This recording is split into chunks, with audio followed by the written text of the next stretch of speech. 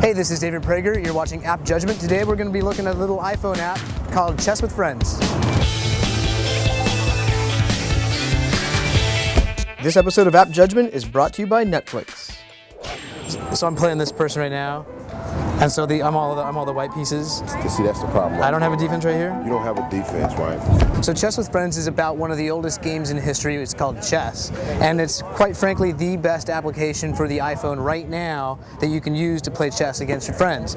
In the game, you're able to set up games with anyone in your contact list. It'll automatically check to see if they're capable of playing that game with you. You can do it by phone number or by username within the application itself. Within the game itself, you can open up a chat window and make comments to who your opponent is. So you can give commentary, feedback, you can chide with them, you can make fun of them, or you can praise them.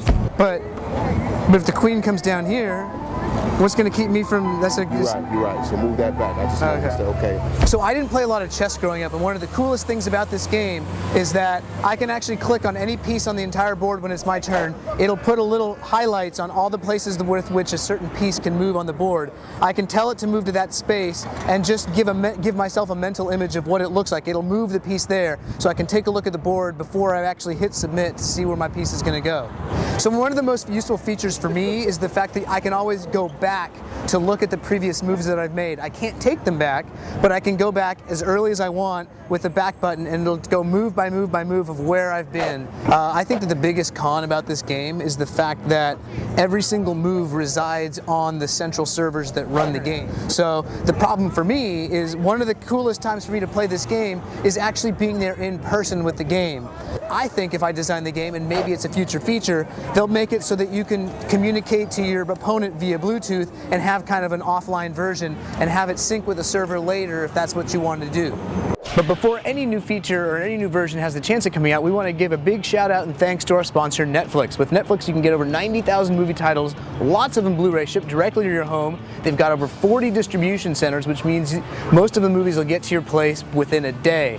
Movies like, Searching for Bobby Fischer. So if you sign up for a 2-week free trial right now by going to www.netflix.com/AJ, that stands for App Judgment, you can get a 2-week no-risk free trial and actually have that movie probably in your mailbox by tomorrow. Check it out, www.netflix.com/AJ. Remember the www.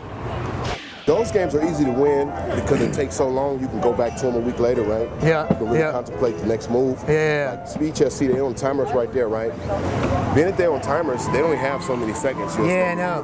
And so in this, it'd be impossible to have a timer because you'd have to know that your buddy who can be in frickin' New York City or here, you'd have to know.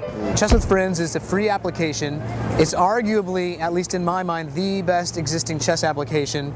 I never even played chess until I got this. It actually taught me the game and got me invigorated and excited about it, and it seems an absolute no-brainer that if you're interested in playing a competitive turn-by-turn game, it is absolutely a must-download. Yeah, move that right there. And then if, okay, I see. It's too late now, he hit submit.